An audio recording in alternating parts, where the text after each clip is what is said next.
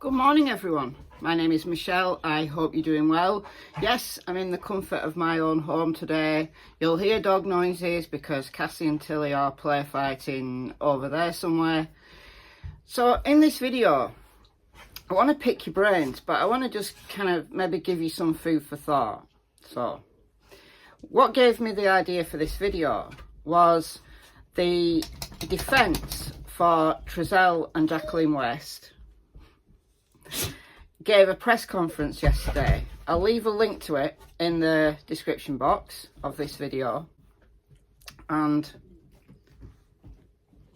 it was a peculiar press conference. It was in response to the DA of Kern County doing the press conference when Trezell and Jacqueline were arrested. They were arrested after a grand jury had sat and indicted them. Tell me what you think about it in the comments if you've watched it or when you watch it. But it seemed to me that they were just, I don't know, complaining about the fact that there was a grand jury indictment, that people don't understand the difference between a grand jury and a trial jury.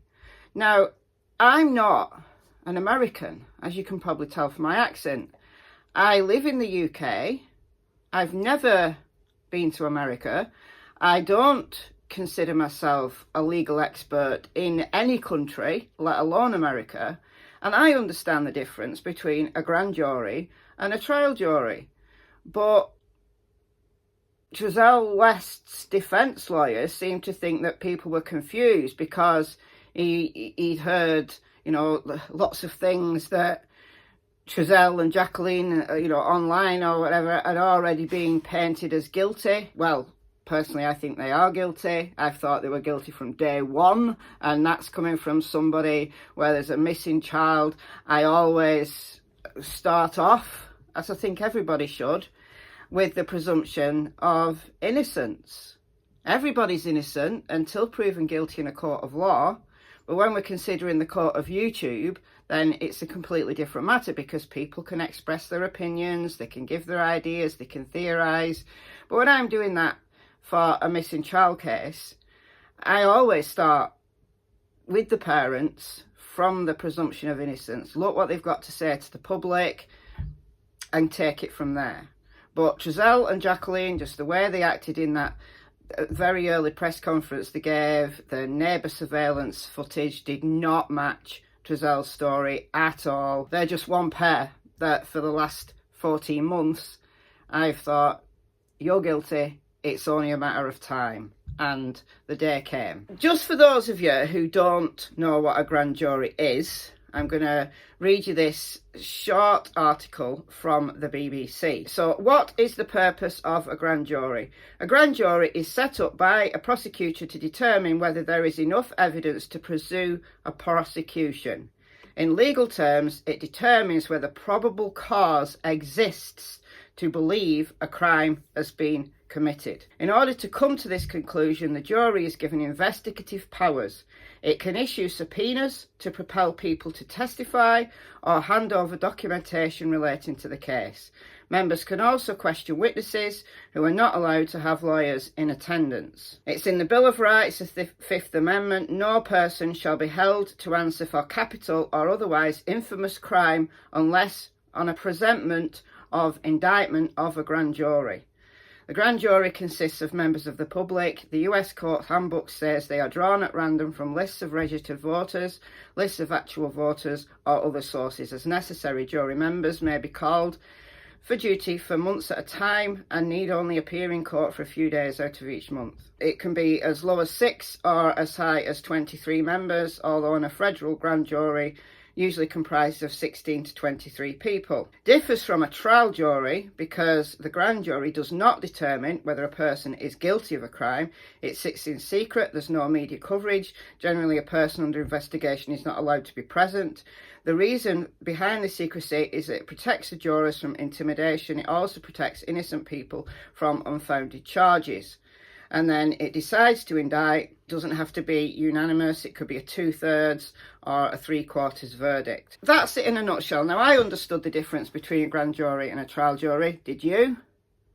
If you're a non-US citizen, did you? If you're a US citizen, did you? I found it a little bit amusing that they were trying to bring this argument forward that, you know, people didn't understand the difference between a grand jury and a trial jury, and therefore Trezell and Jacqueline weren't ever going to get a fair trial because people had already painted them as guilty. Well, that's nothing to do. I mean, are they taking up arms against the entire legal process of the US? If they are, I don't think they're on a winner there. We don't have grand juries in the UK. I like the idea of a grand jury, to be honest. We don't have them in the UK. The Crown Prosecution Service, the CPS, decides whether there is sufficient evidence on a conclusion of a police investigation to bring a particular case to trial, whether it's in the public interest, etc., etc. They make that decision in private. There's no way that anybody can influence it. So I guess in some ways that's similar in that it's secret, but on a grand jury, there's members of the public there. And in the CPS, it's not. It's just these nameless people, right? So I like this grand jury idea. But in a nutshell, a grand jury is there just to determine whether there is enough evidence for probable cause, whether there's enough evidence to pursue the matter and take the matter to trial, to indict the accused and take it to trial. A trial jury is 12 members, 12 in the UK, I think it's 12 as well in the US, I do states vary, but selected from members of the public, and they have to determine whether a defendant is guilty beyond a reasonable doubt. So it's not just about probable cause, it's about beyond reasonable doubt. Now, a jury in Cassie Anthony's case found her not guilty because they could not see how the prosecution proved beyond a reasonable doubt that she was guilty. What does all this mean for Summer Wells and the Summer Wells case? Well, I've seen people, since Trezell and Jacqueline have been arrested and there's been this grand jury indictment, I've seen people in my comment section discussing whether a grand jury is actually underway in the Wells case. Well, we don't know that. We wouldn't know that until an indictment, if an indictment was ever brought, if probable cause was ever shown. There could have been a grand jury going on for months and we don't know.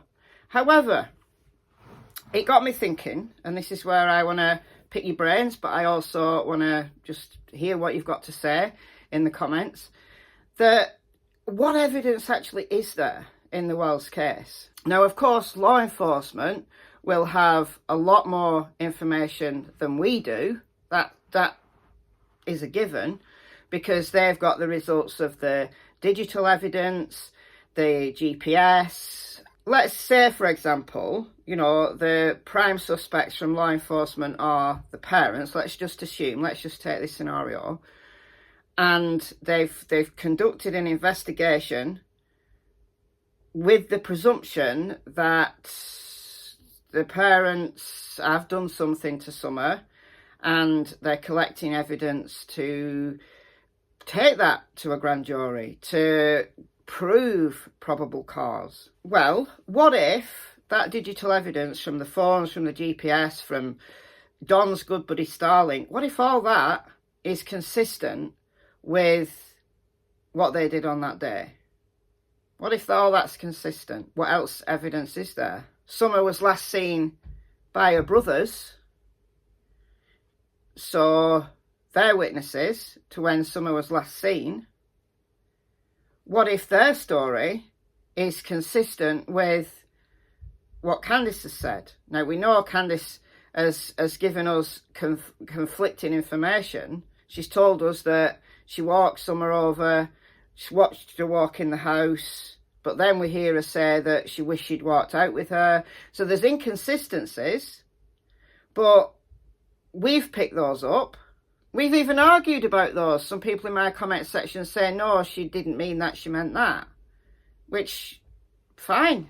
You've got as good an opinion as me. I think it was a slip, but not everybody agrees with that. But that's not strong evidence. That's just an inconsistency that perhaps, you know, under interrogation will be explored. Law enforcement aren't really interested with what is said on YouTube unless there's something there that they can pursue and collect real evidence for. Do you see where I'm going with this? That, you know, Dawn Wells or Candice Bly could come on YouTube. I mean, I know Dawn can't at the moment, but Candice Bly could come onto her YouTube channel and give a full confession. A full confession.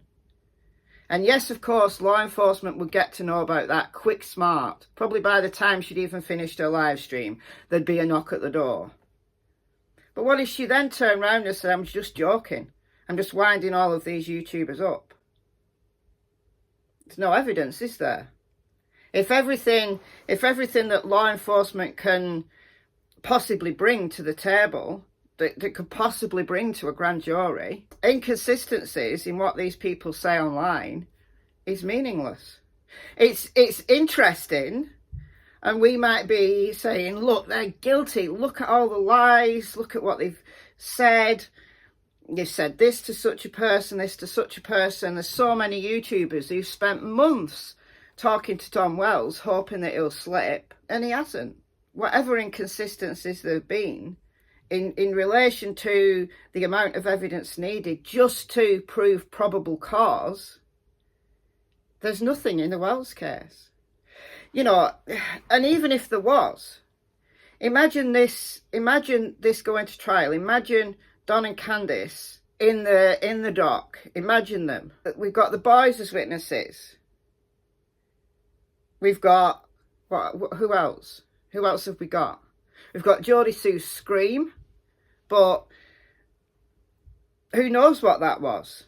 There's no proof that it was Summer screaming. There's no proof that it was anybody screaming. Even Sheriff Lawson says it's unfounded. I personally believe Jodie Sue heard something, but I can't say whether it was Summer or not. So things like that just wouldn't stand up in court. They wouldn't stand the sniff test at a grand jury. So what evidence is there? There might be lots that we don't know about, that a grand jury is considering right at this moment in time, just as I speak right now. We do not know. Could we wake up one morning to find an arrest being made in the Wells case? That someone who we've believed has flown under the radar, such as Don Sherfy Jr., and all of a sudden there's an arrest. Could happen, but the people who are calling for this person to be arrested or that person to be arrested, the prosecutors know they've got one shot. They've got one shot at this, right? So isn't it better for them to wait until they've got a watertight case? It might take 14 months. It might take longer. I don't know. These are just a collection of thoughts. But let me know what you think. Let me know what you think in the comments below. I've been Michelle. I hope you're well. I'll see you in the next video. Bye, guys.